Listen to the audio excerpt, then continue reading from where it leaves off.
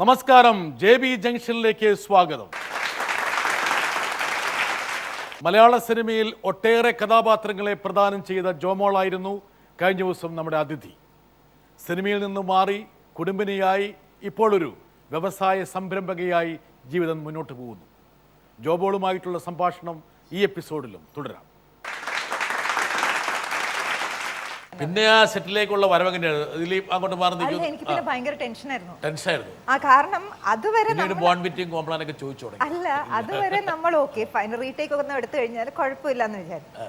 പിന്നെ റീടേക്ക് ഒക്കെ എടുക്കുമ്പോൾ ആളുകൾ ഇരിക്കില്ല, ഈ കുട്ടിക്ക് എന്തിനാണ് നാഷണൽ അവാർഡ് കൊടുത്ത് 10 ടേക്കൊക്കെ എടുക്കുന്നുണ്ട്, ആരുടെങ്കിലും ഇൻഫ്ലുവൻസിലൊക്കെ കിട്ടിയതായിരിക്കും, അല്ലാതെ അഭിനയിച്ചിട്ടൊന്നും അല്ല കിട്ടും. പിന്നെ എനിക്ക് ഓരോ ഷോട്ട് എടുക്കുമ്പോഴും എനിക്ക് പേടിയായിരുന്നു. അപ്പം അതായിരുന്നു അവാർഡിന്റെ ഒരു ഭാരം. അവാർഡിന്റെ ആദ്യത്തെ ഒരു കറണ്ട് പാസ് ചെയ്ത് അവിടെയായിരുന്നു എനിക്ക് പഞ്ചാബി ഹൗസ്. പക്ഷെ അന്ന് ഞാൻ പറഞ്ഞില്ലേ, അത് കഴിഞ്ഞിട്ട് ഒരു 1-2 മണിക്കൂർ എടുത്തു എനിക്കത് സിങ്ക് ചെയ്യാൻ. എന്താ പിന്നെ ആ സെറ്റിലോട്ട് പത്രങ്ങൾ വരുന്നു, TV അന്നധികം ചാനലില്ല, പത്രങ്ങൾ വരുന്നു, ഇന്റർവ്യൂസിന്. അപ്പോഴാണ് ഇങ്ങനെ സിങ്ക് ചെയ്യുന്നത്. നമുക്ക് പെട്ടെന്ന് ചില കാര്യങ്ങൾ കേൾക്കുമ്പോൾ നമുക്ക് അക്സെപ്റ്റ് ചെയ്യാൻ ഒരു പാടല്ല, അക്സെപ്റ്റ് ചെയ്യാൻ ഒരു എന്താ പറയാ, ഒരു സമയം എടുക്കുമല്ലോ. അത് മനസ്സിനടുത്ത് പരുവപ്പെടുത്തണം. കാരണം ഇതൊക്കെ ഒരുപക്ഷെ അവിശ്വസനീയമെന്ന് തോന്നുന്ന കാര്യങ്ങൾ സംഭവിക്കുമ്പോൾ, അതാ ഞാൻ പറഞ്ഞില്ലേ, നമ്മളൊന്നും എക്സ്പെക്ട് ചെയ്യാതെ തന്നെ ദൈവം നമ്മളെ ഓരോ പടിയായിട്ട് ഉയർത്തിക്കൊണ്ടുവരും. ആദ്യം വടക്കൻ വീരഗാഥ, അനക, അങ്ങനെ പടങ്ങൾ നമ്മളത് ആലോചിച്ചിട്ട് പോലുമില്ല. പിന്നെ ഒരുപാട് കാലങ്ങളുടെ ഗ്യാപ്പിന് ശേഷം എന്നെ സ്വന്തം ജാനകിക്കുട്ടി ദൈവമായിട്ട് വിളിച്ചോണ്ട്, അല്ലെങ്കിൽ ഞാൻ ഈ പ്രൊവിഡൻസ് കോളേജിൽ പഠിക്കുന്ന ആരുമായിട്ട് ഒരു കണക്ഷനും വെക്കാത്ത എന്നെ വന്ന് ഇന്ന ദൈവം ഇങ്ങനെ തരില്ലേ നമ്മുടെ കയ്യിലേക്ക് ചില കാര്യങ്ങൾ, നമ്മൾ അത് ചെയ്ത് അതിനോട് അനുബന്ധമായിട്ട് ഇതുപോലെ ഓരോ ആ വർഷം ഒരുപാട് സിനിമകൾ ജോമോളെ തേടി വന്നല്ലേ? ഒരുപാട് 98 അല്ലേ? 98 ഇവൻ പഞ്ചാബി ഹൗസ് ഒക്കെ വലിയ സൂപ്പർ ഹിറ്റായ പടങ്ങളാണ്. പഞ്ചാബി ഹൗസ് ഒക്കെ 365 ദിവസം ഓടിയ പടങ്ങൾ. നോക്കട്ടെ, നമുക്ക് നോക്കാം. ഈ സമയത്തായിരുന്നു. ഈ സമയത്ത് ഫ്രൈഡ് റൈസ് ചിക്കൻ കഴിച്ചോണ്ടിരുന്ന സമയം. എന്നെ ഇങ്ങനെ ഇടയ്ക്കിടയ്ക്ക് പറഞ്ഞ് കുത്തേണ്ട ആവശ്യമില്ല, അതാ ഞാൻ ആദ്യം തന്നെ പറഞ്ഞു ഞാൻ കഴിക്കായിരുന്നു. വലിയ ക്ലൈമാക്സ് സീനൊക്കെ കാണുമ്പോൾ ജോമോൾ എന്താ ചിന്തിക്കണത്? അയ്യോ, ഇത് സത്യം പറഞ്ഞ ലാസ്റ്റ് ഇതില് അഭിനയിക്കേണ്ടതായിട്ട് എനിക്കായിരുന്നു കൂടുതലുണ്ടായിരുന്നത്. ഈ ഒരു സീനില് എനിക്ക് നല്ല ടെൻഷനായിരുന്നു. അതെ, ഇത് എന്നെടുക്കും. അപ്പൊ പറയും ഇന്ന് പറ്റില്ല, ഇന്ന് നമുക്ക് മറ്റെടുക്കാൻ പറയുമ്പോൾ ഒരു സമാധാനം, ഇന്നത്തെ ദിവസം സമാധാനം, ഇനി നാളെ ടെൻഷൻ അടിച്ചാൽ മതിയല്ലോ എന്ന് വിചാരിക്കും. പക്ഷെ ഈ സമയത്തായിരുന്നു ആ അവാർഡ് പറഞ്ഞത്. ഈ സീൻ എടുക്കുന്നതിന് മുമ്പായിരുന്നു. അതെ, ഇത് 2-3 ദിവസമായിട്ട് എടുത്ത സീനാണ്, ഒരു വലിയ ലെങ്തി സീനാണ്. അപ്പം ഈ സമയത്ത് ഞാൻ പറഞ്ഞില്ല, ഞങ്ങൾ എല്ലാ ആർട്ടിസ്റ്റുകളും ഉണ്ട്. ആ സമയത്താണ് അവാർഡിന്റെ ഇത് പറഞ്ഞത്. പഞ്ചാബി ഹൗസിന്റെ ഒരു എനിക്ക് തോന്നുന്നു ഇപ്പോഴും ആൾക്കാർ കാണുമ്പോൾ, ഇപ്പോഴും ആളുകൾ ഞാൻ ഇപ്പോഴും കാണുമ്പോൾ ഞാൻ ശരിക്കും ഹനീഫിക്കയില്ല, പക്ഷെ എന്നാലും ഈ സിനിമയിലുള്ള ജോമോളിൽ നിന്ന് വീണ്ടും തൂക്കം കുറഞ്ഞോട്ടോ ഇപ്പൊ അല്ലേ? അന്ന് എത്ര കിലോ ഉണ്ടായിരുന്നു? ഒരു 10-60 കിലോ ഉണ്ടാവും. അന്ന് സത്യം പറഞ്ഞാൽ നോക്കിയിട്ടില്ല. അന്ന് നോക്കാറില്ല. ഇന്നിപ്പോ ഇടയ്ക്കിടയ്ക്ക് നോക്കേണ്ട ഒരു പ്രായമല്ല. അന്ന് അങ്ങനെയായിരുന്നു. അന്ന് ടോട്ടലി കെയർ ഫ്രീ ആയിട്ടുള്ള ഒരു ആറ്റിറ്റ്യൂഡ് ആയിരുന്നു. എന്ത് കിട്ടിയാലും ഓക്കെ. ഐസ്ക്രീംസും ഈ വിനീത് പറഞ്ഞ പോലെ ചോക്ലേറ്റ് ഒക്കെ, അത് വിനീത് പറഞ്ഞ പോലെ മറ്റേ വാശി പിടിച്ച ചോക്ലേറ്റ് വില വേശുന്ന സമയമായിരുന്നു. അത് വില വേശിയ സമയം സത്യം പറഞ്ഞാൽ ജാനകിക്കുട്ടിയുടെ സമയത്തായിരുന്നു. എനിക്കെന്നും അത് ഞാനും ഹരിഹരൻ സാറും തമ്മിലൊരു ബെറ്റ് ഉണ്ടായിരുന്നു. ബെറ്റ് എന്ന് പറഞ്ഞു കഴിഞ്ഞാൽ എനിക്ക് തോന്നുന്നു എനിക്ക് ഇന്ന് ആലോചിക്കുമ്പോൾ സാർ അത് എന്നിൽ ഒരു കോൺഫിഡൻസ് ഉണ്ടാക്കാൻ വേണ്ടിയിട്ടുള്ള ഒരു ശ്രമമായിരുന്നിരിക്കാം. കാരണം ഷൂട്ടെല്ലാം തുടങ്ങി കുറച്ചൊക്കെ കഴിഞ്ഞ് കഴിഞ്ഞപ്പോൾ നമുക്ക് സാറിൻ്റെ ലെവലും പണ്ടത്തെ പോലെ ആ ചിരിയും കളിയും സാറിൻ്റെ അടുത്ത് പറ്റില്ല. കാരണം സാറ് രാവിലെ 8 മണിക്ക് സെറ്റിൽ വരും. 8 മണിക്ക് സെറ്റിൽ വരുമ്പോൾ നമ്മൾ അന്നത്തെ ദിവസം സീനുള്ള എല്ലാവരും അതിന് മുൻപെത്തി മേക്കപ്പ് ചെയ്ത് ഇരിക്കണം. സാർ എത്തിക്കഴിഞ്ഞാൽ പിൻ ഡ്രോപ്പ് സൈലൻസ് ആണ്. ഞാൻ ആ സ്കൂളിൽ നിന്നാണ് ഞാൻ സത്യം പറഞ്ഞാൽ വന്നത്. അപ്പം ഇന്നും എനിക്ക് വണ്ടി വെയിറ്റിംഗ് ആണ്, അല്ലെങ്കിൽ ഡയറക്ടർ ഷോട്ടിന് വെയിറ്റ് ചെയ്യുന്നു എന്നൊക്കെ പറയുമ്പോൾ എനിക്ക് ഇന്നല്ല ഞാൻ അത് കഴിഞ്ഞിട്ട് അഭിനയിക്കുമ്പോഴും എനിക്ക് നല്ല ടെൻഷൻ. എനിക്ക് ഡയറക്ടറെ വെയിറ്റ് ചെയ്യിപ്പിക്കരുത്, സെറ്റിൽ അധികം സംസാരിക്കരുത്. കാരണം ആ ഒരു സ്കൂളിൽ നിന്നാണ് ഞാൻ വന്നത്. ഹരിഹരൻ സാർ അങ്ങനെയാണ് പഠിപ്പിച്ചത്. ഒരു ഡിസിപ്ലിൻ്റെ ഉണ്ട്. കഴിഞ്ഞു എല്ലാവരുടെ അടുത്തും നന്നായിട്ട് സംസാരിക്കും. എൻ്റെ പണി കഴിഞ്ഞ് ഞാൻ തിരിച്ച് വീട്ടിൽ പോകും. അങ്ങനെയായിരുന്നു. അല്ലാതെ അങ്ങനെയായിരുന്നു എൻ്റെ ഒരു അപ്ബ്രിങ്ങിങ്. ആ സിനിമയുടെ സമയത്തും അങ്ങനെയായിരുന്നു. സാറ് എത്തുമ്പോൾ പിൻ ഡ്രോപ്പ് സൈലൻസ് ആയിട്ടിരിക്കും എല്ലാവരും. സാർ ഏത് സീന് സാർ തീരുമാനിക്കും. ഇന്നതൊന്നും സാർ ഫസ്റ്റ് സ്റ്റാർട്ട് ചെയ്യത്തില്ല. സാർ പറയും എനിക്ക് ഈ സീൻ എടുത്താൽ മതി, ആ സീനിൻ്റെ ആളുകൾ റെഡി ആയിട്ടിരിക്കണം. അങ്ങനെ ഇരുന്നൊരു സമയത്ത് സാറിന് മനസ്സിലായി എനിക്ക് മനസ്സിലൊരു എൻ്റെ ഉള്ളിൽ നിന്ന് വരാൻ ഒരു എന്തോ സംതിങ് ഇസ് ബ്ലോക്കിംഗ് മീ, ഒരു തടസ്സമുണ്ട്. അതിപ്പോൾ സാറിനോടുള്ള സാറിൻ്റെ ആറ്റിറ്റ്യൂഡ് ഇപ്പോഴാണല്ലോ എനിക്ക് ശരിക്കും മനസ്സിലാവുന്നത്. അതുകൊണ്ടാണോ എന്താണെന്ന് എനിക്കറിയില്ല. അപ്പോൾ സാർ പറഞ്ഞു നമുക്കൊരു ബെറ്റ് വെക്കാം. കുട്ടി ഇപ്പം എന്താ പറയുക, തെറ്റ് ചെയ്താൽ തെറ്റ് ചെയ്തു എന്ന് അഡ്മിറ്റ് ചെയ്യാം. തെറ്റ് ചെയ്തില്ലെങ്കിൽ ആര് പറഞ്ഞാലും എന്തിനാ വെറുതെ ടെൻഷൻ അടിക്കുന്നത്? അപ്പം അങ്ങനെ ഇപ്പം എന്തെങ്കിലും ഒരു കാര്യത്തിൽ ഇപ്പം എന്തെങ്കിലും ഒരു കാര്യം കയ്യിൽ നിന്ന് താഴെ പോയി, നമ്മൾ അറിയാതെ താഴെ പോയതാ. ഇപ്പം എൻ്റെ മുന്നിൽ നിന്ന് കയ്യിൽ നിന്ന് താഴെ പോയി കഴിഞ്ഞാൽ അതിന് പേടിക്കേണ്ട ആവശ്യമില്ല, അറിയാതെ താഴെ പോയി. അപ്പം ഞാൻ ചോദിക്കും എന്താ കുട്ടി താഴെ പോയത്? സാർ അറിയാതെ താഴെ പോയതാണ് എൻ്റെ കയ്യിൽ നിന്ന്. അങ്ങനെ പറയും. എൻ്റെ മുൻപിൽ പേടിച്ച് വരേണ്ട കാണിച്ചു കഴിഞ്ഞാൽ എനിക്ക് ഡയറി മിൽക്ക് തരണം, 10 ഡയറി മിൽക്ക് എനിക്ക് തരണം. അല്ലാതെ അത് മുഖത്ത് നോക്കി, ഒരു തെറ്റുമില്ല, മുഖത്ത് നോക്കി കാര്യങ്ങൾ പറയുകയാണെങ്കിൽ ഞാൻ ഡയറി മിൽക്ക് തരും. അങ്ങനെയായിരുന്നു. അപ്പം ഇത് സാറും ഞാനും തമ്മിലുള്ളൊരു അണ്ടർസ്റ്റാൻഡിങ് ആയിരുന്നു. കോൺഫിഡൻ്റ് ആയിട്ട് സംസാരിക്കുക, മുഖത്തോട് മുഖം നോക്കി കോൺഫിഡൻ്റ് ആയിട്ട് സംസാരിക്കുക. തെറ്റ് ചെയ്യുന്നവർ മുഖത്ത് നോക്കി സംസാരിക്കാൻ, കുറ്റബോധമുള്ളവർക്ക് മുഖത്ത് നോക്കി സംസാരിക്കാൻ പറ്റില്ല, അല്ലാത്തവർക്ക് മുഖത്ത് നോക്കി സംസാരിക്കാം. അപ്പം അങ്ങനെയായിരുന്നു. അപ്പം ഇത് ഞാനും സാറും തമ്മിലുള്ള അണ്ടർസ്റ്റാൻഡിങ് ആയിരുന്നു. പക്ഷേ സെറ്റിൽ ആർക്കും ഇത് അറിയത്തില്ല. അപ്പം അവർ വരുമ്പം സാറ് വരുന്നു, ഇരിക്കും എന്ന് പറയുമ്പോൾ ബാക്കി എല്ലാ ആളുകളും ഇല്ല സാർ നിന്നോളാം എന്ന്. സാർ എന്നോട് ഇരിക്കും എന്ന് പറയുമ്പോൾ ഞാൻ സൈഡിലിരിക്കുന്നു, ഇരിക്കും എന്ന് പറയുമ്പോൾ ഞാൻ ഇരിക്കും. അപ്പോൾ ആളുകൾ നോക്കിയപ്പോൾ ഈ കോളേജിൽ പഠിക്കുന്ന ഈ കൊച്ചെന്ത് സാറിൻ്റെ അടുത്ത് ഇരിക്കുന്നുണ്ട്, സാർ എഴുന്നേക്കാൻ പറയുമ്പോൾ എഴുന്നേക്കുന്നുണ്ട്, സാറിനോട് നല്ല മുഖത്ത് നോക്കി സംസാരിക്കുന്നുണ്ട്, എന്തോ പ്രശ്നമുണ്ടെന്ന് അവർക്ക് മനസ്സിലായി. അപ്പം ഞാൻ അങ്ങനെ സംസാരിക്കുമ്പോൾ എൻഡ് ഓഫ് ദി ഡേ എനിക്ക് 10 ചോക്ലേറ്റ് സാർ തരും. എന്തെങ്കിലും രീതിയിൽ അത് ഞാൻ ഫോൾട്ടർ ചെയ്ത് കഴിഞ്ഞാൽ തിരിച്ച് സാർ, പക്ഷെ തിരിച്ചങ്ങോട്ട് കൊടുക്കുന്നത് വളരെ കുറവായി തുടങ്ങി. സാറിന് ഇങ്ങോട്ട് വാങ്ങിച്ച് തരേണ്ട ഒരവസ്ഥ വന്നു. അങ്ങനെ ഞാൻ എന്ത് ചെയ്യുന്ന പറഞ്ഞാൽ ഷൂട്ടിൻ്റെ സമയത്ത് ലാസ്റ്റ് സീനിൻ്റെ ഡ്രസ്സ് ഞാൻ ഇട്ടുകൊണ്ട് വീട്ടിൽ പോകും. പിറ്റേ ദിവസം വരുമ്പോൾ അത് ഞാൻ കൊണ്ടുവരും. അങ്ങനെയായിരുന്നു ഒരു സംഭവം. അപ്പോൾ ഇവിടെ ഒരു സോങ്, ഇപ്പോൾ ഈ കാണിച്ച സോങ് പകുതി കാലിക്കറ്റിലും പകുതി കക്കയം എന്ന് പറഞ്ഞൊരു ഡാം അവിടെയായിരുന്നു ഷൂട്ട് ചെയ്തത്. അപ്പം ഇതുപോലെ ഒരു ദിവസം പകുതി ഷൂട്ട് ചെയ്ത് അന്ന് വീട്ടിൽ വെച്ചു. പിന്നെ അത് കഴിഞ്ഞ് പിറ്റേ ദിവസം ഏർലി മോർണിംഗ് പോവാണ് എല്ലാവരും. 4 മണിക്കോ 3 മണിക്കോ എന്തോ എഴുന്നേറ്റ് പോവാ. സൺറൈസിൻ്റെ എടുക്കാനുണ്ട് അവിടെ വെച്ചിട്ട്. അവിടെ ചെന്ന് ഞാൻ മേക്കപ്പ് എല്ലാം ഇട്ട് കഴിഞ്ഞപ്പോൾ കോസ്റ്റ്യൂമർ നടരാജാണ് പറഞ്ഞു, അമ്മ കോസ്റ്റ്യൂം എങ്കിൽ അമ്മ എന്ന് വെച്ചു. അപ്പോഴാണ് ഞാൻ ആലോചിച്ച കോസ്റ്റ്യൂം ഞാൻ വീട്ടിൽ നിന്ന് എടുക്കാൻ മറന്നുപോയി. പകുതി സോങ് ഷൂട്ട് ചെയ്ത് വെച്ചിട്ട് ബാക്കി ഇവിടെ വന്നിട്ട് ഷൂട്ട് ചെയ്യാൻ വേണ്ടി എൻ്റെ മുട്ടുകാലടിച്ചു. അപ്പം കോസ്റ്റ്യൂമർക്കും ടെൻഷൻ, കാരണം സാറിന് അറിയത്തില്ല, സാറിന് അറിയോ ഇല്ല എന്നാലും സാറിനോട് പറഞ്ഞിട്ടില്ല ഈ കുട്ടി കോസ്റ്റ്യൂം. സാറിന് കോസ്റ്റ്യൂമറിൻ്റെ റെസ്പോൺസിബിലിറ്റിയാണ് കോസ്റ്റ്യൂം വാങ്ങിച്ചു വെക്കുക. അസിസ്റ്റന്റ് ഡയറക്ടറിൻ്റെ റെസ്പോൺസിബിലിറ്റിയാണ് കണ്ടിന്യൂറ്റി നോക്കുക, അത് റെഡി ആണോ എന്നുള്ളത് നോക്കുക. ഇതൊന്നും ഇല്ലാതെ ഞാൻ എൻ്റെ പുറത്തൊരു വിശ്വാസത്തിൽ അവർ എന്നെ ഇത്രയും ദിവസമുള്ള വിശ്വാസത്തിൽ തന്നുവിടുന്നതാണ്. എനിക്കും അങ്ങ് വിറയ്ക്കാൻ തുടങ്ങി. അവിടെ എല്ലാം ലൈറ്റെല്ലാം ചെയ്ത് റെഡി ആയിട്ടിരിക്കുക രാവിലെ എല്ലാവരും. സാർ ഇങ്ങനെ ഞാനപ്പം അമ്മ തന്നെ വന്ന് പറഞ്ഞാൽ മതി, എന്നെ അതിനകത്ത് ഇടപെടുത്തരുന്നു കോസ്റ്റ്യൂമർ. എനിക്കെന്ത് പറയണമെന്നറിയത്തില്ല. ഇത്രയും കാലം സാർ അങ്ങ് അലറിക്ക് ഞാൻ കേട്ടിട്ടുണ്ട്, ബെൽറ്റിൻ്റെ ബക്കിളിൻ്റെ കണ്ടിന്യൂറ്റി തെറ്റിയിട്ട് പോലും സാർ ബാക്കപ്പ് പറഞ്ഞിട്ടുണ്ട് പണ്ട്. അപ്പോൾ ഇതെല്ലാം എന്നോട് പണ്ട് പറഞ്ഞിട്ട് എൻ്റെ മനസ്സിലുണ്ട്. അങ്ങനെ ഞാൻ അതിനോട് സാമ്യമായിട്ടുള്ളൊരു കോസ്റ്റ്യൂം ഇട്ടിട്ട് ഞാൻ പതുക്കെ ഇറങ്ങി, മുറിയിൽ നിന്ന് ഇറങ്ങി, ഡ്രസ്സിംഗ് റൂമിൽ നിന്ന് ഇറങ്ങി. ഞാൻ നോക്കിയപ്പോൾ സാർ കാലിന് പുറത്ത് കാലൊക്കെ വെച്ച്, സാറിനൊരു ഇരിപ്പുണ്ട്, കാലിന് പുറത്ത് ഇങ്ങനെ കാലൊക്കെ വെച്ചിട്ട് ഇങ്ങനെ കാലിങ്ങനെ ആട്ടും. അപ്പോൾ ഇങ്ങനെ കാലാട്ടി വെച്ചിട്ട് സാർ പെന്നെ വെച്ചിട്ട് ഇങ്ങനെ നോക്കുമായിരുന്നു. സാർ പ്ലാൻ ചെയ്യുക സീൻ. അപ്പോൾ എനിക്കിങ്ങനെ അടുക്കും തോറും ടുപ് ടുപ് ടുപ് ടുപ് എൻ്റെ എല്ലാവരും സൈലൻ്റാണ്. എൻ്റെ ഹാർട്ട് ബീറ്റ് ശരിക്കും കേൾക്കാം. അയ്യോ സത്യം, ജീവിതത്തിൽ ആ പടത്തിൽ ഞാൻ ആലോചിച്ചു, ഇത്രയും ദിവസം ഞാൻ കാണിച്ച അഹങ്കാരത്തിന് ദൈവം എനിക്ക് തിരിച്ചു തരാൻ പോകുന്നൊരു ദിവസമാണ്. അപ്പോൾ ഞാൻ സാറിൻ്റെ അടുത്ത് ചെന്നു. അപ്പോൾ സാർ എപ്പോഴും പറഞ്ഞിട്ടുണ്ട്, സ്വന്തം അറിഞ്ഞുകൊണ്ട് തെറ്റ് ചെയ്തിട്ടില്ലെങ്കിൽ കുഴപ്പമില്ല എന്ന് പറഞ്ഞത് എൻ്റെ മനസ്സിലുണ്ട്. സാർ ഇങ്ങനെ നിൽക്കുക. സാർ പറഞ്ഞു റെഡിയല്ലേ കുട്ടി എന്ന് ചോദിച്ചു. അപ്പം ഞാൻ പറഞ്ഞു എനിക്ക് കണ്ണെന്ന് വെള്ളം വരുന്നുണ്ട്, പക്ഷെ കാണിക്കാൻ പാടില്ല. ഞാൻ പറഞ്ഞു സാർ കോസ്റ്റ്യൂമിന് എന്ത് പറ്റി? അപ്പോൾ സാർ ഇങ്ങനെ നടരാജൻ എന്ത് പറ്റി നടരാജ കോസ്റ്റ്യൂം? അമ്മ കോസ്റ്റ്യൂം മറന്നുപോയി. കോസ്റ്റ്യൂം മറന്നുപോയോ?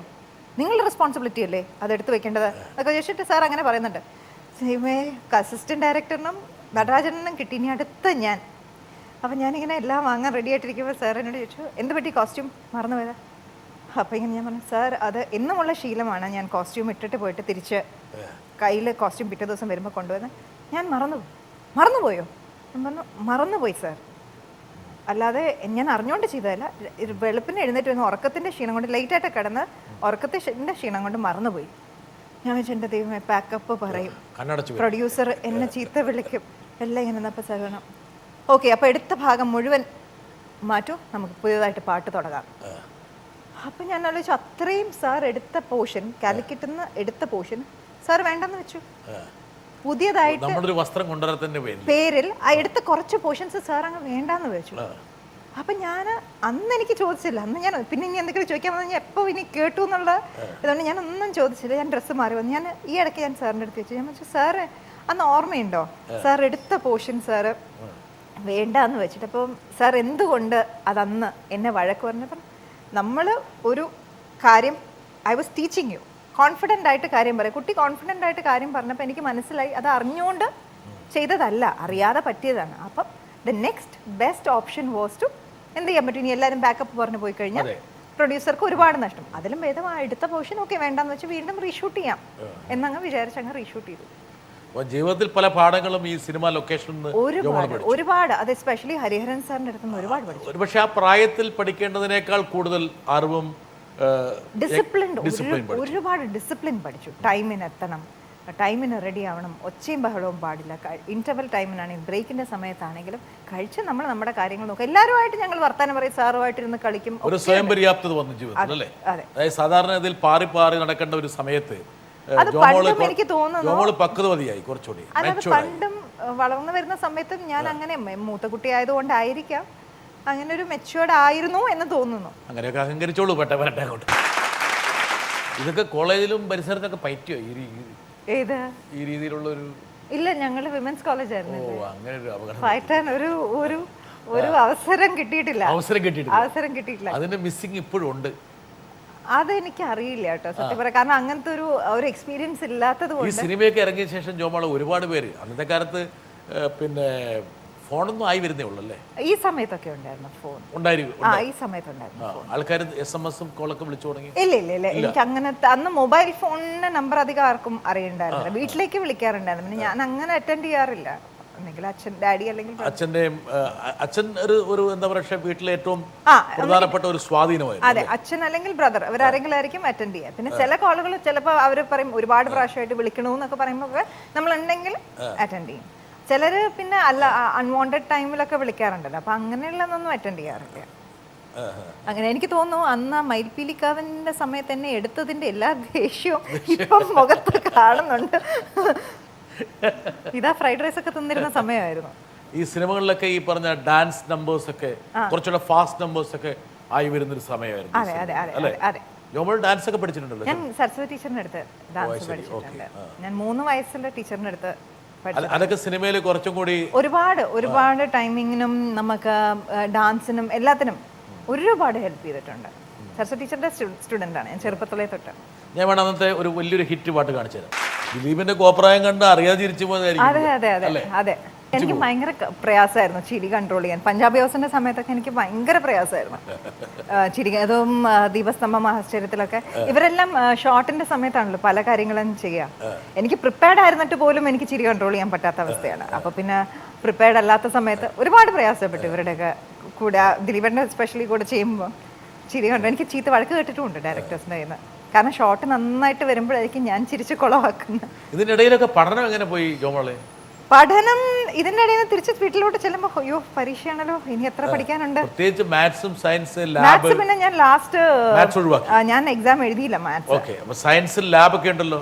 എനിക്ക് പ്രാക്ടിക്കൽസും റെക്കോർഡ് ബുക്കിനൊക്കെ എനിക്ക് പിന്നെ ഒരു എക്സ്റ്റൻഷൻസ് തന്നു. അപ്പൊ പക്ഷെ ഞാൻ അതെല്ലാം കംപ്ലീറ്റ് ചെയ്ത് കൊടുത്തിട്ടുണ്ട്. സമയത്തിന് എഴുതി കൊടുത്തു. അങ്ങനെ പാസ്സായി. അയ്യോ പാസ്സായി. നമ്മൾ സർട്ടിഫിക്കറ്റ് പരിശോധിക്കേണ്ട കാര്യമില്ലല്ലോ. പാസ്സായി, കോളേജിൽ പോയി ചോദിക്കാം. അതുകൊണ്ടാണ് നേരെ അവിടെ തന്നെ ഡിഗ്രിക്ക് ചേർന്നത്. അല്ലെങ്കിൽ അവരെടുക്കത്തില്ല. അതെ, അപ്പൊ അല്ലെങ്കിൽ എടുക്കില്ല, നേരെ അവിടെ തന്നെ ഡിഗ്രിക്ക് ചേർന്നു. പിന്നെ പക്ഷെ ഡിഗ്രി ചേർന്നപ്പോ ഞാൻ ഒരു ഗുണം ചെയ്തു, ഞാൻ സയൻസിലോട്ടൊന്നും പോയില്ല, ഞാൻ ലിറ്ററേച്ചർ എടുത്ത് മാറി. അപ്പൊ പിന്നെ സമയം ആ ഒരു ദുരന്തം മനസ്സിലായി. അതും സയൻസും അഡീഷണൽ മാത്സും കൂടെ ഉള്ള ദുരന്തം എനിക്ക് മനസ്സിലായി. ചേർന്ന് പോയില്ല, പിന്നെ നമുക്ക് മാറാൻ പറ്റത്തില്ല. സിനിമകൾ വീണ്ടും വന്നുകൊണ്ടിരിക്കുന്നു. ജോമോളെ ഇങ്ങനെ വിടാതെ മലയാള സിനിമയിലെ ഒരു അവിഭാജ്യ ഘടകം പോലെ ജോമോള് ഒരുപാട് സിനിമകൾ. ഇതൊക്കെ കോളേജിൽ പഠിച്ചുകൊണ്ടിരിക്കുന്ന സമയത്തല്ലേ? ഇതെല്ലാം കോളേജിൽ പഠിച്ചുകൊണ്ടിരിക്കുന്ന. അപ്പം കോളേജിലെ ഏറ്റവും പ്രധാനപ്പെട്ട ഒരു എന്താ പറയാ വിദ്യാർത്ഥിനിയായിട്ട് ജോമോൾ മാറിയത്? ഏറ്റവും പ്രധാനപ്പെട്ടത് അറിയില്ല, സെന്റർ ഓഫ് അട്രാക്ഷൻ. ഒരു എല്ലാ കാര്യങ്ങൾക്കും കോളേജിന്റെ എല്ലാ കാര്യങ്ങൾക്കും ഞാൻ ഹെൽപ്പ് ചെയ്യുമായിരുന്നു. എന്നോട് ചോദിക്കുന്ന എല്ലാ കാര്യങ്ങൾക്കും. ഇപ്പം പ്രത്യേകിച്ച് ആർട്ട് അത് സംബന്ധമായിട്ടുള്ള കാര്യങ്ങൾ, ചില കാര്യങ്ങൾ കൊറിയോഗ്രാഫി ചെയ്യാനുണ്ടാവും, അങ്ങനെയുള്ള കാര്യങ്ങൾക്കും അതുപോലെ കോളേജിലെ സോൺ യൂത്ത് ഫെസ്റ്റിവൽസിനൊക്കെ അങ്ങനെയെല്ലാം പങ്കെടുക്കുമായിരുന്നു. അതിലൊക്കെ എനിക്ക് ഭയങ്കര ഇൻട്രസ്റ്റ് ആയിരുന്നു. ക്ലാസ് കട്ട് ചെയ്തിട്ടുള്ള എല്ലാ പരിപാടികൾക്കും എനിക്ക് ഇൻട്രസ്റ്റ് ആയിരുന്നു. യഥാർത്ഥത്തിൽ എനിക്ക് തോന്നുന്നു വിദ്യാഭ്യാസ കാലഘട്ടത്തിൽ ഒരു കലയോട് ചേർന്ന് നിന്നുകൊണ്ട് അതിൻ്റെ എല്ലാ ഗുണവും പറ്റിയും എന്നാൽ ഈ പറഞ്ഞ പോലെ പിന്നെ പഠനത്തിൽ യാതൊരു വീഴ്ചയും വരുത്താതെ മുന്നോട്ട് പോകാൻ കഴിഞ്ഞു എന്നുള്ളത്. പഠനത്തിൽ വീഴ്ച വരുത്താം എന്നല്ല, എനിക്ക് പിന്നീട് നമ്മൾ തിരിച്ചു ചെല്ലുമ്പോൾ ഒരു മടിയായിരുന്നു.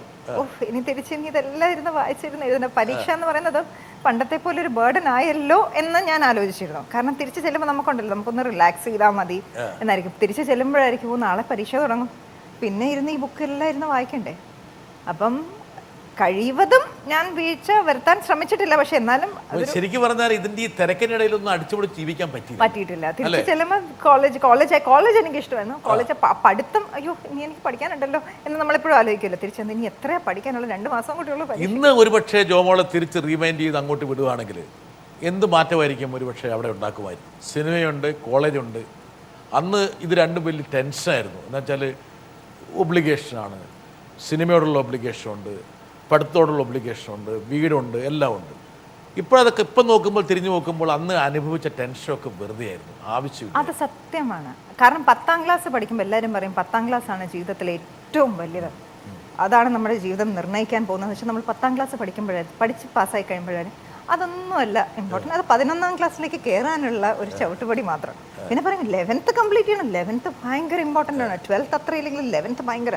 11th കഴിയുമ്പോഴും 12th കഴിയുമ്പോഴും പ്രീ ഡിഗ്രി ഫസ്റ്റ് ഇയർ കഴിയുമ്പോൾ പ്രീ ഡിഗ്രി കഴിയുമ്പോഴും ഡിഗ്രി കഴിയുമ്പോഴും എല്ലാം ഇത് തന്നെയാണ് പറയാം. ഇപ്പം നമ്മൾ തിരിഞ്ഞു ആലോചിക്കുമ്പോൾ ഇതൊന്നും ഇത്രയും ടെൻഷൻ എടുക്കണ്ട. അതെ, ഇന്ന് ചിലപ്പോൾ ഞാൻ തിരിച്ചു പോയിരുന്നെങ്കിൽ കുറച്ചും കൂടെ ഒരു റിലാക്സ്ഡ് ആയേനെ. സിനിമയിലാണെങ്കിൽ ഇപ്പം ഓരോന്ന് കാണുമ്പോൾ ഞാൻ ആലോചിക്കും അയ്യോ ഞാൻ എന്തൊക്കെ കാണിച്ചു വെച്ചത്. നമ്മുടെ സ്വന്തം മോന്തയൊക്കെ കാണുമ്പോഴേ അയ്യോ എന്റെ മക്കൾ എന്റെ പടം അധികം കണ്ടിട്ടില്ല. എപ്പോഴെങ്കിലും ഒന്ന് ചാനൽ ഫ്ലിക്ക് ചെയ്ത് അത് വന്നാൽ ഞാൻ അപ്പം മാറ്റും. അവര് വീട്ടിൽ നിന്ന് ഇറങ്ങി പോകുന്നു വിചാരിച്ചിട്ടാണ്. അവര് വീട്ടിൽ നിന്ന് ഇറങ്ങി പോകും. ചിലപ്പോൾ അവരവിടെ ഇരുന്ന് കരയുമായിരിക്കും.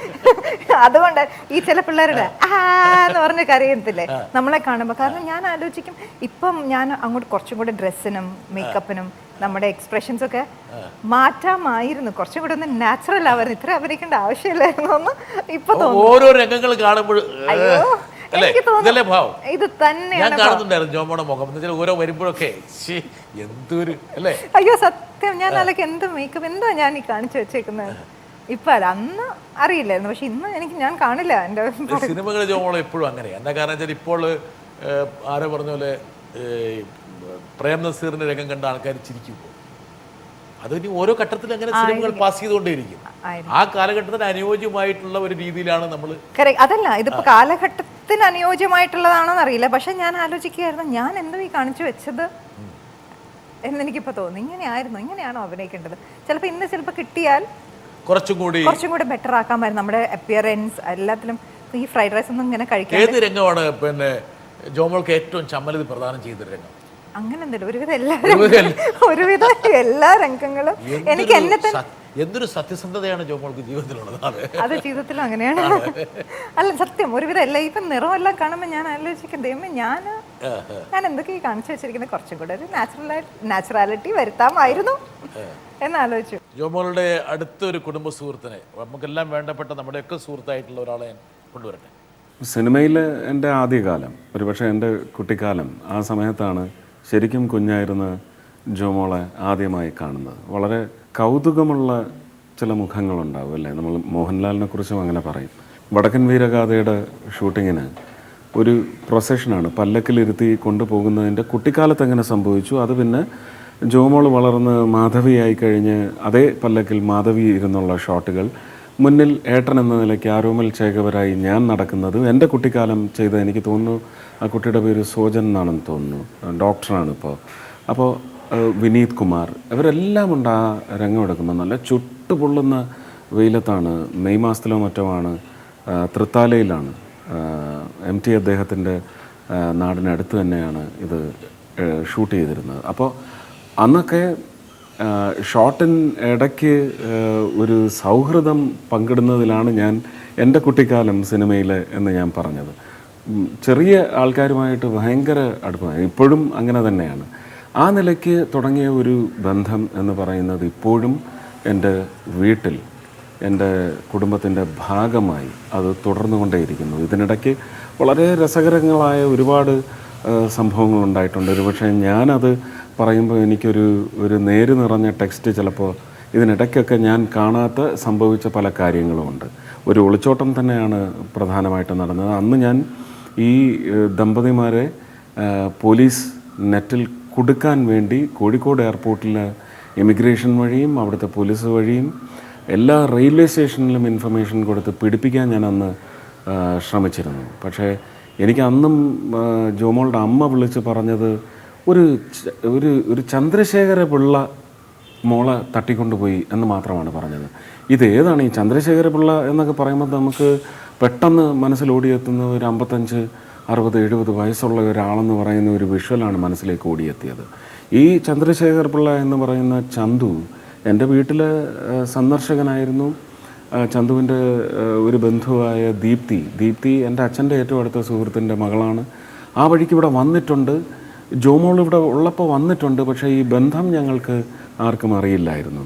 അത് വളരെ രസകരമായ ഒരു സംഭവമാണ് ഞങ്ങളുടെ ജീവിതത്തിൽ എന്ന് പറയുമ്പോഴും അത് അത്ര രസകരമായ ഒരു സംഭവമായിരുന്നില്ല ഒരുപക്ഷെ ജോമോളുടെ കുടുംബത്തിലെ ഒരു അന്തരീക്ഷത്തിലേക്ക് അങ്ങനെ ഒരു ഒളിച്ചോട്ടം ചെന്ന് കയറിയത്.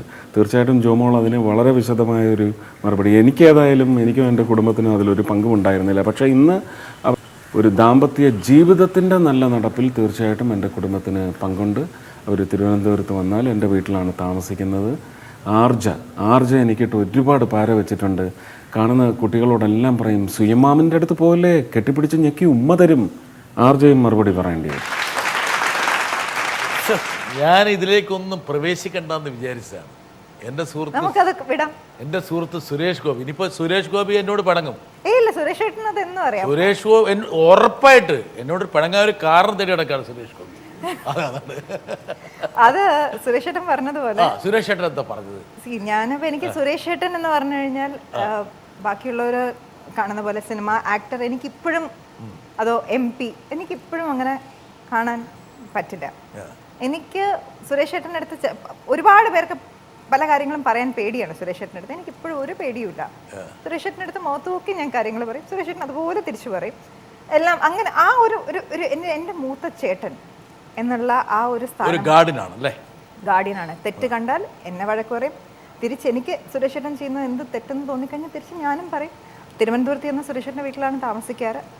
ഏത് സമയത്തും എനിക്കങ്ങനെ പെർമിഷൻ ചോദിക്കാൻ ഞങ്ങൾക്ക് അങ്ങനെ അങ്ങനത്തെ ഒരു ഔപചാരികത ഇല്ല. എൻ്റെ വീട്ടിലേക്ക് കയറി ചെല്ലുന്ന ജോമോളെ എൻ്റെ അടുത്ത് ജോമോളുടെ അടുത്ത സുഹൃത്ത് പറഞ്ഞു, സാർ ഈ ചോദ്യം ജോമോളോട് ചോദിക്കണം. അതായത് ആധുനിക മലയാളത്തിൻ്റെ മാതാവാരാണ് എന്ന് ചോദിക്കുമ്പോൾ പല പിള്ളേരും പറയും രഞ്ജിനി ഹരിദാസ് എന്നുണ്ട്. കേരളത്തിൽ ചാറ്റിങ്ങിൻ്റെ മാതാവ് ആരാണെന്ന് ചോദിച്ചു കഴിഞ്ഞാൽ പേര് പറയുന്നത് ജോമോളുടെ പേരാ പറയുന്നത്. ഇന്റർനെറ്റ് അതെ, തുടക്കം കുറിച്ച് അതിന് മാതാവെന്ന് പേര് പറയാൻ പറ്റുമോ? ഇന്റർനെറ്റിന്റെ അപാര സാധ്യത ലോകത്തിന് കാഴ്ചവെച്ചത്. അവർക്കൊരു വഴികാട്ടിയാളാണ് ജോമോൾ, മാർഗദർശി. ചെറിയ ചമ്മൽ വരുന്നുണ്ടല്ലോ. ഇല്ല, എനിക്ക് അഭിമാനമാണ് എന്തെങ്കിലും ഒരു കാര്യം എന്നെ കൊണ്ട് തുടങ്ങാൻ സാധിച്ചല്ലോ എന്നാലോചിച്ചിട്ടുള്ള ഒരു അഭിമാനമാണ്. ഈ ചന്ദ്രശേഖര പിള്ള എന്ന് പറഞ്ഞ ചന്തു, സത്യം ചന്ദ്രശേഖര പിള്ള എന്നൊക്കെ കേൾക്കുമ്പോൾ ഒരു അതല്ലേ സുരേഷ് ഗോപി പറഞ്ഞ 70 വയസ്സുള്ള ഒരു കളവൻ ജോമോളെ തട്ടിക്കൊണ്ടുപോയതാണ്. അങ്ങനെയാണ് സുരേഷ് ഗോപി പല പോലീസ് സ്റ്റേഷനിൽ വിളിച്ചിട്ട് ഈ തട്ടിക്കൊണ്ടുപോയ ജോമോളെ അതെ എന്നെ വിളിക്കുമ്പോ നിന്റെ നായരെവിടെ ചോദിക്കും. അങ്ങനെയാണ് ചോദിക്കുക, നിന്റെ നായരെവിടെ എന്നാ ചോദിക്കുക. എന്നെ അത്ഭുതപ്പെടുത്തിയ ഒരു കാര്യം ജോമോളെ, അതായത് ജോമോളൻ്റെ അയൽവാസിയായിരുന്നു കുറേ കാലം. ഞങ്ങളൊരു അപ്പാർട്ട്മെന്റ് ജീവിച്ച അന്ന് ഞാനിത് ചോദിക്കണം എന്ന് ആഗ്രഹിച്ചു. പക്ഷെ ഞാൻ വിചാരിച്ചു വരട്ടെ, ഒരു സമയമുണ്ട്. അത് ഞാനതാ പറയാൻ ഉദ്ദേശിച്ചത്. ഞാൻ നമ്മളെ അയൽവാസികളാവുന്നതിന് മുമ്പ് തന്നെ ഞാൻ JB ജംഗ്ഷൻ എന്ന് പറഞ്ഞിട്ടുള്ള ഷോ കണ്ടിട്ടുണ്ട്. അന്ന് ഞാൻ ആലോചിക്കും, എന്തൊരു ഭയങ്കര ഇങ്ങനെയും എന്റെ മനസ്സിൽ സത്യം പറഞ്ഞാൽ വന്ന വാക്ക് നോ ഒഫൻസ് മെൻ. ഓ, ഈ കാലമാടന്റെ കയ്യിൽ കിട്ടുന്ന ആളുകൾ എങ്ങനെയാണ് അവർക്ക് ഇങ്ങനെ നോ ഒഫൻസ് മെൻ. ഓക്കെ, എനിക്കിതിനോട് തിരിച്ചു അതാണ് എനിക്കറിയാം. ഇതിന് തിരിച്ച് ഞാൻ ജെന്യുവൻ ആയിട്ട് പറഞ്ഞതാണ്, സത്യസന്ധമായിട്ട് പറഞ്ഞതാണ്. അപ്പൊ ഞാൻ പറഞ്ഞു, ദൈവമേ, എങ്ങനെ ആർക്കെങ്ങനെ ധൈര്യം വരുന്നു ഇയാളുടെ മുൻപിൽ ഇരിക്കാൻ എന്ന് ഞാൻ ആലോചിച്ചിട്ടുണ്ട്. ടു ബി ഓണസ്റ്റ്, ഞാൻ ആലോചിച്ചിട്ടുണ്ട്. അത് മനസ്സിലായത് എപ്പോഴാണ്? നമ്മള് അയൽവാസികളായി കഴിഞ്ഞപ്പോഴാണ്. അപ്പൊ ഞാൻ ആലോചിച്ചു, അത് ചിലപ്പോ എന്റെ കാഴ്ചപ്പാടിൽ വന്ന എനിക്ക് ഞാൻ മിസ്അണ്ടർസ്റ്റാൻഡ് ചെയ്തതായിരിക്കാം. അതെയോ? പക്ഷേ ചന്ദ്രശേഖര പിള്ള 70 വയസ്സുകാരനായിരുന്നു എന്ന് സുരേഷ് ഗോപി തെറ്റിദ്ധരിച്ചപോലെ തന്നെയാണ്. ഇല്ല, ജെനുവിൻലി ഞാൻ പറയുന്നു. കാരണം ഞാൻ 3rd ഫ്ലോറിലും സാർ 5th ഫ്ലോറിലും ആയിരുന്നു താമസിച്ചത്. അപ്പൊ അങ്ങനെ അന്ന് നമ്മൾ ലിഫ്റ്റിലാണ് ഇടയ്ക്ക് കാണാറ്, അല്ലെങ്കിൽ എന്തെങ്കിലും സാർ ഇറങ്ങി വണ്ടിയിൽ കയറി പോകുന്ന സമയത്തായിരിക്കും ഞാനും പോവാറ്. അങ്ങനെ കണ്ട് നമ്മൾ ശരിക്കും വർത്താനം പറയും. അപ്പോഴാണ് ഞാൻ ഉദ്ദേശിക്കുന്ന പോലെ പുലിയല്ല, എന്തൊരു പാവമാണ് ഈ മനുഷ്യൻ, അത്രയൊന്നും വിചാരിച്ചിട്ടില്ല. പക്ഷെ അത് മാറ്റാനുള്ള ഒരു ഉദ്ദേശമായിരുന്നു.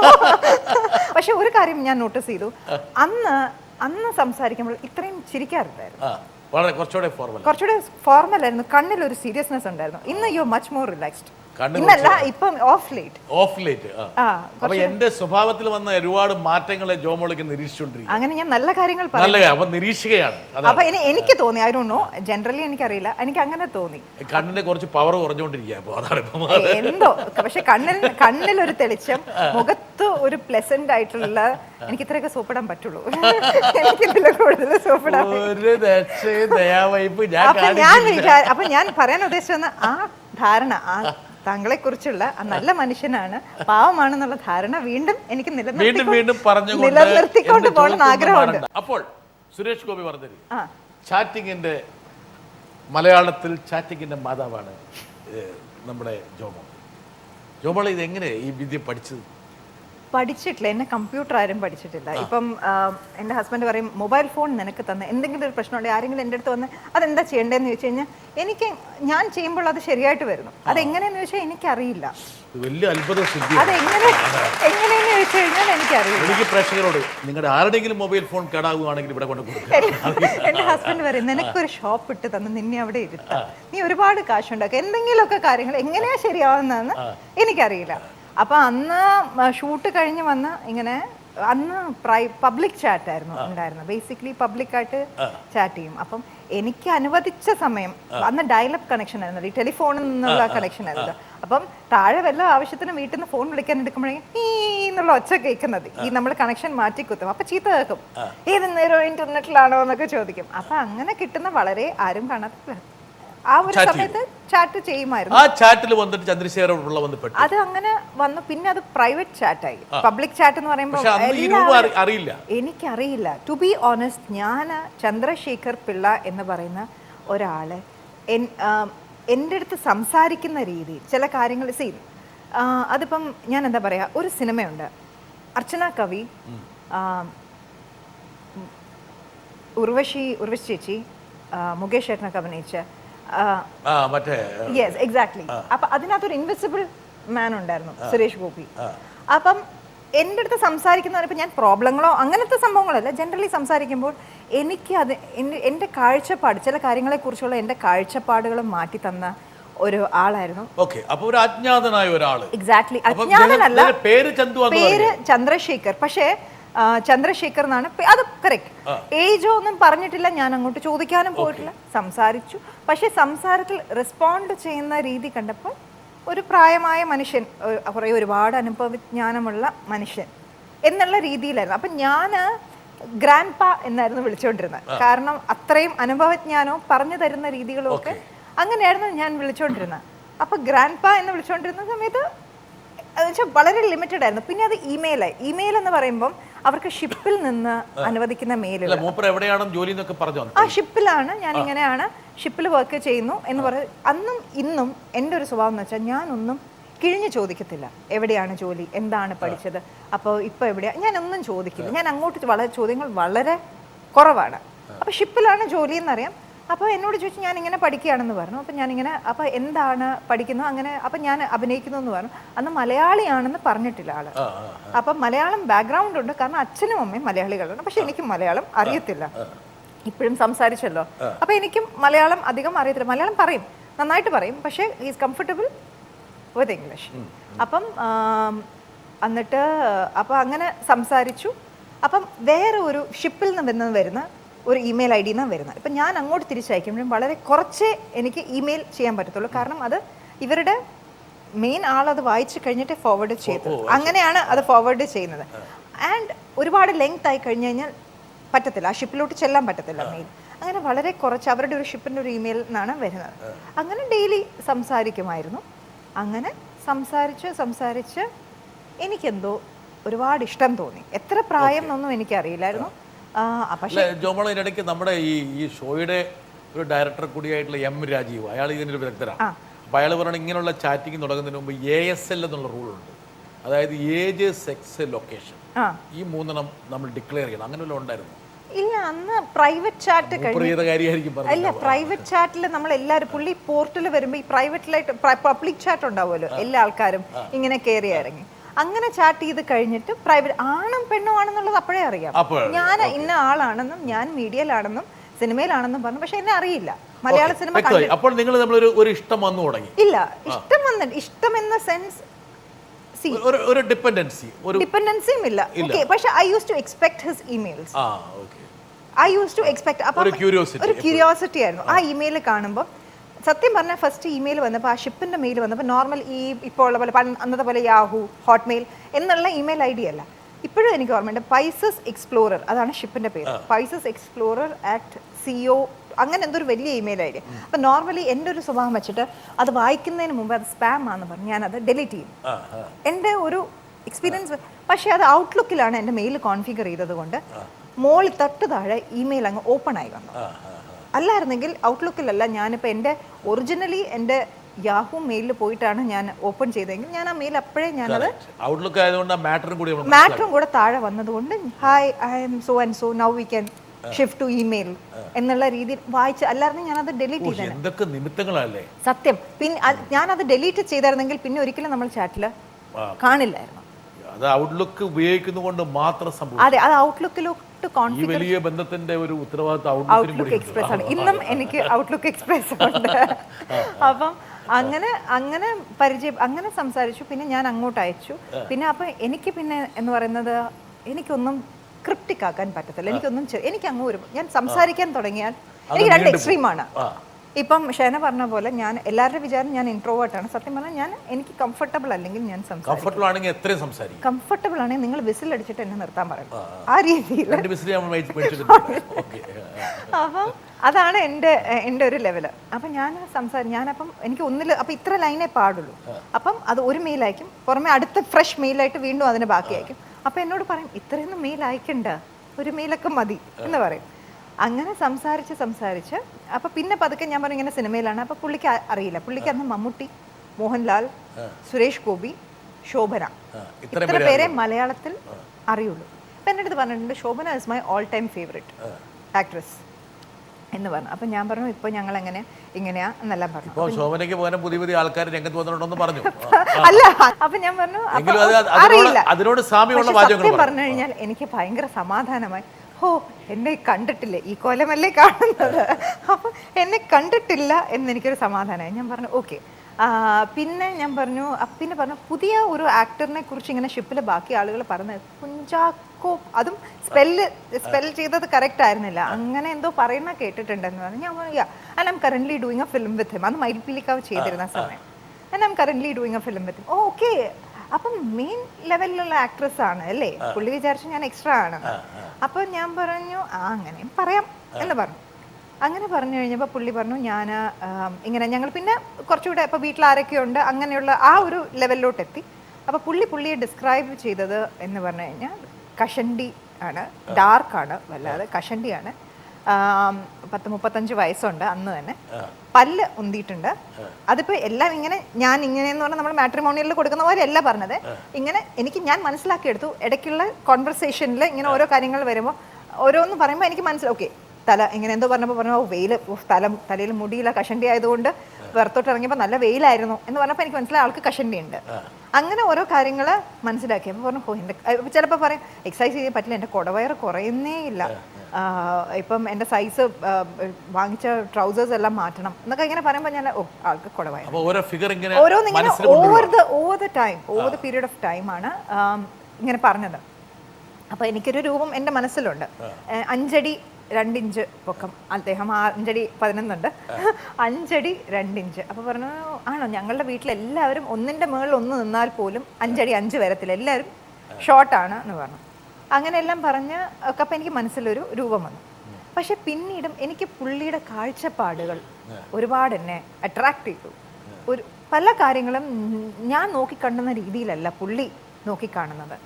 അപ്പോൾ എനിക്കതൊരു എൻ്റെ വളരെ ഒരു നാരോ മൈൻഡഡ് ആയിട്ടുള്ള ഒരു ഔട്ട്ലുക്ക് ആയിരുന്നു എല്ലാ കാര്യങ്ങളോടും അന്ന്. കാരണം നമുക്ക് എക്സ്പോഷർ അധികമില്ല, നമ്മൾ അങ്ങനെ ഇൻഡിവിജ്വലിസ്റ്റിക് ആണ്, വെരി നാരോ മൈൻഡഡ്, അങ്ങനെയൊക്കെ ആയിരുന്നു. ഞാൻ എൻ്റെ കാര്യം, എനിക്ക് മീ ആൻഡ് മൈസെൽഫ്, ബേസിക്കലി അങ്ങനെയായിരുന്നു. അങ്ങനെയല്ല, കുറച്ചും കൂടെ ഓപ്പൺ ആവണം, അങ്ങനെ ഓരോ കാര്യങ്ങൾ. അപ്പോൾ എനിക്ക് വളരെ ഇഷ്ടപ്പെട്ട ഒരു കോൺസെപ്റ്റ്. അങ്ങനെ എനിക്ക് ആളോട് ഭയങ്കര ഇഷ്ടം തോന്നിയപ്പോഴും ഇഷ്ടം നമുക്ക് അത് ഇൻവോളണ്ടറി ആയിട്ട് വന്നൊരു കാര്യമാണ്. ഇഷ്ടം നമ്മൾക്ക് കൺട്രോൾ ചെയ്യാൻ പറ്റാത്ത ഒരു കാര്യമാണ്. അങ്ങനെ വന്നു. പിന്നീട് നമ്മൾ when head ruled over my heart, അപ്പോഴാണ് ഞാൻ ആലോചിച്ചത്, ഓക്കെ സിനിമയിലാണ്, സെലിബ്രിറ്റിയാണ്, ആളുകൾ അത്യാവശ്യം അറിയും. ഇപ്പം ഇഷ്ടമാണ് അല്ലെങ്കിൽ കല്യാണമാണ്. ഇഷ്ടം എന്ന് പറഞ്ഞു കഴിഞ്ഞാൽ ഒരാൾ ഇഷ്ടപ്പെട്ടു എന്ന് പറഞ്ഞാൽ for me it is like then it is marriage. അല്ലാതെ അങ്ങനെ പലരെയും സ്നേഹിച്ച് നടക്കുക എന്നുള്ളൊരു ആറ്റിറ്റ്യൂഡല്ല. അപ്പോൾ ആളുകൾ അറിയും, ഓക്കെ പ്രസൻറ്റബിൾ അല്ലല്ലോ ഫുൾ, നിന്റെ ഒരു ഇത് വെച്ച് നോക്കുമ്പം he is bold, dark coloured. ഞാൻ ജെന്യുവൻ ആയിട്ട് പറയാണ്. അതിപ്പോൾ എല്ലാവരുടെ മനസ്സിലും ഉള്ളതായിരിക്കും അങ്ങനെ. നമുക്ക് നമ്മുടെ പാർട്ട്ണർ, നമ്മുടെ സ്പൗസ് ഒരു സങ്കല്പമുണ്ട്. ആളുകളുടെ മുൻപിൽ ആളുകൾ അയ്യേ ഇയാളെയാണോ കല്യാണം കഴിച്ചതെന്ന് നമ്മൾ തോന്നും. അല്ലെങ്കിൽ ഒരു ആണാണെങ്കിൽ അയ്യേ അയാൾക്ക് ഈ കുട്ടിയെ കിട്ടിയുള്ളൂ എന്ന് ചോദിക്കും.